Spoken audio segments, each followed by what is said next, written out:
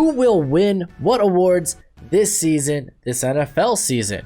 Well, I'm going to give you my predictions on top of my all-pro team as well. Keep in mind, this is just my opinion, and these are predictions. This is all for fun, but let me know who you think will get what award or who will be on your all-pro team in the comment section below. This is all based on the upcoming season, which is yet to happen, so just projecting. And yeah, I'm Steven Lardell, better known as What's Crackalackin'. It's your boy Broshma, just in case you didn't know. So if you enjoy the content, go ahead and become a bro and subscribe. I'll pump out a lot of content. And if you really enjoy the content, leave a thumbs up. It really helps the video, it helps the channel, it helps me. I appreciate it. Without further ado, let's go ahead. Let's get into the list. And we're going to start with what everybody wants to know, MVP. And it's really hard to go against my number one. I think this is a consensus number one. This is what everyone will be saying. Patrick freaking Mahomes. The guy just got paid and he deserved it.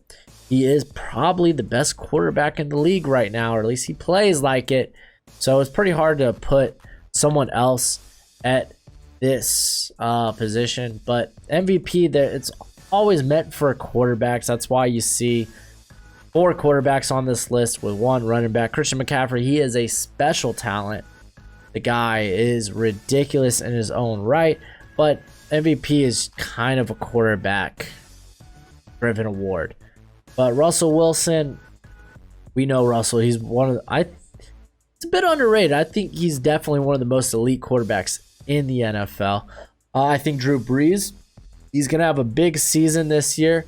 And Lamar Jackson, he'd be like, why is he so low? I mean, he's 5th, but I don't know. I think it's going to be, he set a high bar last year. It's going to be hard to replicate that. So I guess I'm expecting regression, but I don't know. The bar was set so high. I just don't think he'll hit those numbers again. It's a very high bar. He did extremely well last year. But let's go to my rookie offensive player of the year. And I got, again, quarterbacks. They typically win this award. I got Joe Burrow. He's probably going to be the only quarterback rookie starter, at least from beginning to end of the season. So Joe Burrow sounds like a safe pick there. And then I was like, okay, let's get a little fancy. I got Zach Moss at number 2 here, because if you ain't new to the channel, you know I loved Zach Moss going into the draft. And reports are from camp, Devin Singletary, he's been having fumbling issues. So that might be a split backfield. And Zach Moss, honestly, he shedded some weight. He's been looking great in training camp. I think he not only eats into Singletary's workload, but he ends up usurping him. He ends up being the starter. I don't know what the word I was trying to say, but he ends up being the starter by the end of the season. Next, Clyde Edwards-Helaire, of course, the guy. We saw what Damian Williams did in that offense. Clyde Edwards-Helaire probably can do similar, if not better. And then CeeDee Lamb, I had to pick a receiver, and I think CeeDee Lamb probably has he's in the best situation. I think he's going to play a lot in the slot, which actually he's very good in the slot. He was back at Oklahoma. So I think he's just in the best situation there. And then Jonathan Taylor, if I had to pick another running back, it was pretty tough. But Jonathan Taylor, I mean, they used a hype draft pick on him. Eventually, I think he will replace Marlon Mack and be the consensus starter there. So we talked about offensive rookie of the year. Let's go with the defensive rookie of the year. Of course, Chase Young. I was like, okay, it was a pass rusher this past year. Or this past season. Which pass rusher will it be? Yeah, Chase Young. The guy is phenomenal. He's a generational talent. I think he's going to do wonders. Then I was like, okay, let's look at linebacker. And I think Patrick Queen has a good opportunity in that Raven defense to really, really be something special. And I only put him ahead of Isaiah Simmons just because I'm very unsure what Isaiah Simmons' role will be in that Arizona defense. And then kind of my dark horse in here is Josh Ucci.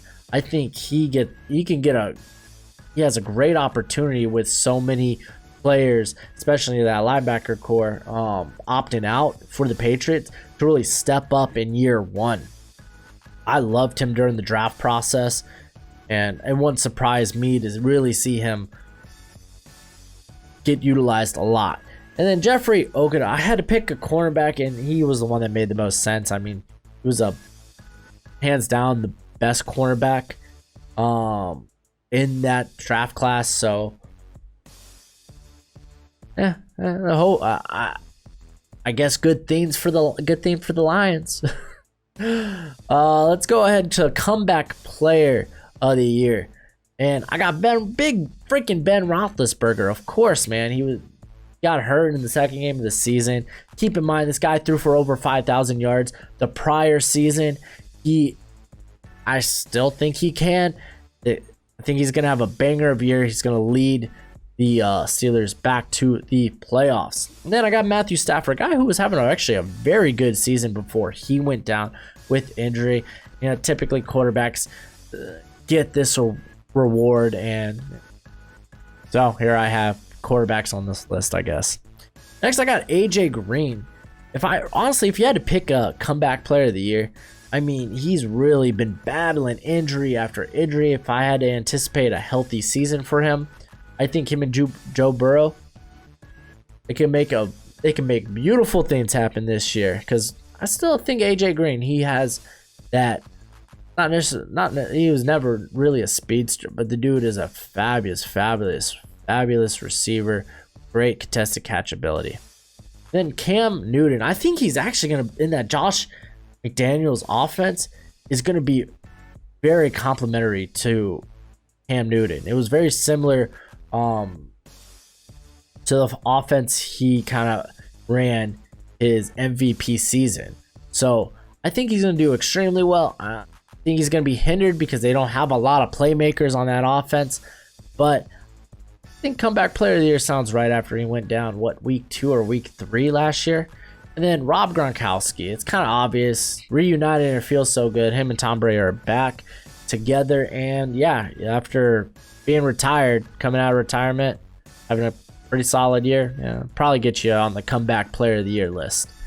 And then let's go ahead with offensive player of the year, Christian McCaffrey. I mean, the guy does it all, despite the lack of talent at quarterback, but he does have much better talent this year with Teddy Bridgewater, and I don't know if he will be 1,000 rushing, 1,000 receiving yard guy again, but he should be pretty darn close. The guy is just phenomenally talented. Next on this list, I got Josh Jacobs. I really actually expect a big year for Josh Jacobs. He's supposed to be used more in the passing game, which is great. This was a guy who lined up in the slot at times for Alabama. So this guy does have pass catching experience, does have pass catching production. So I just expect an expanded role in him looking good. Michael Thomas, I think that kind of goes without being said. Probably gonna, I don't think he's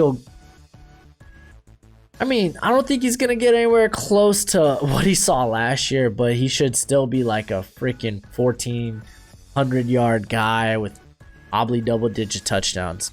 And then Dalvin Cook, I had him on this list last year as well at the end of my end of the year list. So I mean, if they've used in a similar fashion, then yeah, he's more than worthy. And then I threw Derrick Henry on here because I'm interested. If the dude could bang out another 14 touchdown season, lead the league in rushing, then yeah, he deserves to be on this list. And then for my defensive player of the year, this one's going to be a shocker. I got Nick Bosa. I was like, who do I think is going to lead the league in sacks? I thought maybe TJ Watt, but I was like, man, I'm going to get a little ballsy.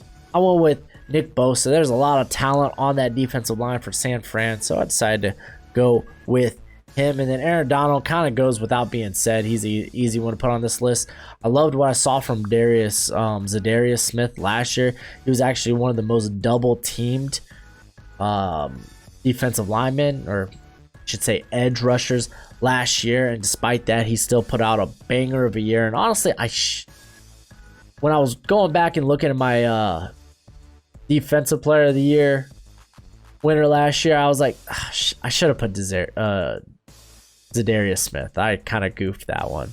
And then Jamal Adams, I think he's gonna have a banger year with the Seahawks. He's in a new environment.